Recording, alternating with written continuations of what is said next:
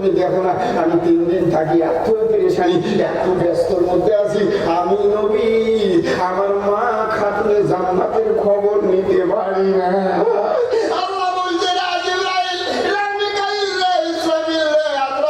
বড় ফেরেশতা বানাইলাম, দামি হয় নাই, তোমরা দামি নও রে।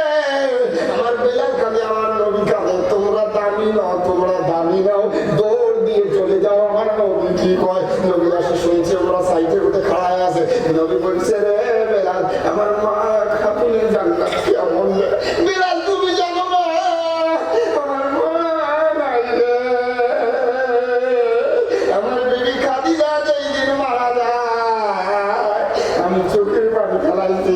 আমার বাপরে মা আমার গালা চড়াইয়া ধরছে, আব্বা আপনি কাটবেন না, আপনার বেটি আমি হইতে পারি, আমি তোমার মা আমেনার মতন আদর করি, হইতো তুই কান্দিস না মা, আমেনা মা তোকে যেটা আদর দিয়েছে ওই বেটি ফাতেমা তো ওই আদর দিয়ে। বিলাল রে, বিলাল বল বল, মোর মা ফাতেমার কি খবর হয়েছে বলতো ভাইরা, লম্বা ঘটনা। বিলাল আর কিছু বলবে পারলা, দয়ার নবী মুহাম্মদ রাসূলুল্লাহ দৌড় দিয়ে ফাতেমার বাড়িতে গেছে। যাওয়ার পরে দরজায় টোকা দিছে, মা ফাতেমার দরজা খুলে দিয়েছে, বলছে আব্বা গো আপনার আওয়াজ বের করবেন না, ওই আল্লাহর হস্তে মাপ চান আল্লাহ, আপনার আওয়াজ শুনলে আমার হাতে নতুন দিচ্ছে এখন পায় আব্বা, তাহলে তোমার হাতে তো কিছু নাই, আমার হাতে তো কিছু নাই গো আব্বা। এবার বলি টুকরে গেলাই যদি কয় মা কিছু দে, ওই কি করব আব্বা, মাফ করবেন না, যেটা আছে ওটা কয়া দাও। দয়ার নবী চোখের পানি মুছিয়ে দৌড় দিয়ে সাহাবীর নিকটে চলে গেছে। মায়েরা বোনেরা আজকে কোন মায়ায় কার মায়া, এই ঠান্ডার মধ্যে ওয়াশরুম বেড়াচ্ছেন মা, আল্লাহ যেন তোমার মা বাবা জান্নাত মাটি করে দেয় মা, তোমার স্বামী যদি মারা যায় তাহলে আল্লাহ যেন জান্নাতি বানায় মা। যুবকের দল, কার বাপ নাই কার মা নাই, একটু অন্তর ভরায়া দোয়া দিবেন, একটু মনের আহুসি, একটু চাঁদা মাদ্রাসায় দিয়ে যাবেন, আল্লাহ এই দান ক্যান্সেল করবে না।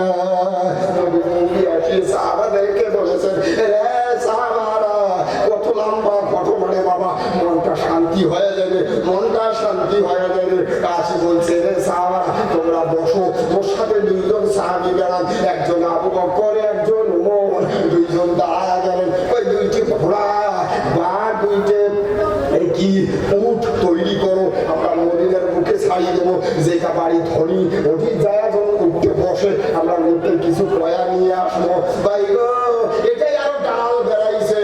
হযরত ওমর রাদিয়াল্লাহু তাআলা একটা উট কিনছে, এই উঠতে বসে কি জানেন, আবু জাহেলের উট আছে, ঘোড়া আছে, এই বলে মনে মনে কয় আল্লাহ মুই এত বড় দামি, এত বড় পাওয়ারফুল, মোর পিঠে কি নবী চড়বে পায় না, খালি আবু জাহেলের চড়বে পায়। তারপরে উট এত ঝগড়া করছে, আবু জাহেলের সাথে এত দিকদারি দিছে, ওই দিনে আবু জাহেল উট ওই ঘোড়াটা বাজার বেচা নিয়ে গেছে।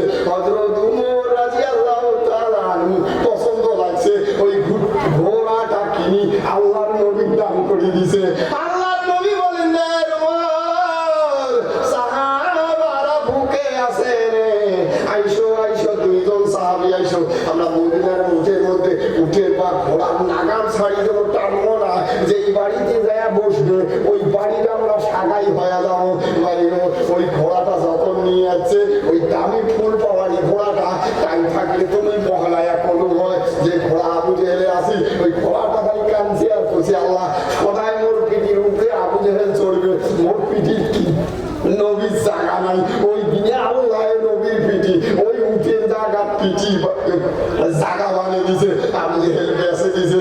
ওই উঠ ওই দিন নিয়ে যাচ্ছে, কিতাবের মধ্যে লেখছে ও মুসলমান যুবকেরা, ইতিহাস হাসায়া দেখো, কোরআন হাসায়া দেখো, ওই উঠতে বলে যখন টানি নিয়ে যাচ্ছে, ওই ঘোড়াটা যখন টানি নিয়ে যাচ্ছে, তিনি বলে চাইও ঠ্যাং হাত একটাই দিয়ে একবারে সেও হয়ে গেছে। ওই মাটি জিজ্ঞাসা হচ্ছে ওই কিতাবের মধ্যে রাখা আছে। রে ঘোড়া, জীবনে তো এইরকম করা ঘোড়া কোনোদিন দেখি নাই, এত পাওয়ারফুল ঘোড়া। তুই চাই হাতখানি একটাই পরি দিয়ে একবারে সুতি গেলু। ওই ঘোড়াটা বলে বলছে, রে মাটি তুই বুঝিস না, আজকে মন নবী মোর পিঠে চড়বে, পেট ভোগ মুখ টুক শুকিয়ে গেছে, যদি ঠেল তুলতে নবী আবার আশা করি আসছো নবী মই পিঠে করে দিয়ে বেড়ায়। নবী যদি দুঃখ পায়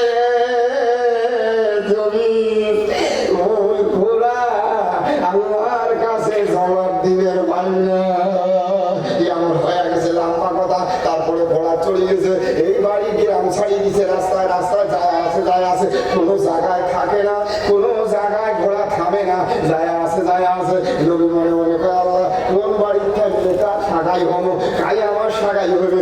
যাইতে হযরত আইয়ুব আনসারী রাদিয়াল্লাহু তাআলা আনহুর নাম কোন একজন মাওলানা নাই, কোন একজন আলিম নাই, যার মনে নাই আইয়ুব আনসারীর ঘটনা যাই জানে না। ওই আইয়ুব আনসারী মদিনার মধ্যে ওই টাইমে সবথেকে বেশি ধনী মানুষ। ওই বাড়িতে যে এক ঘোড়া বসে গেছে, ওই বাড়িতে যে এক ঘোড়া শুচ্ছে, তখন আমার নবী বলছে, রে ওমর, এটা বাড়ি কার?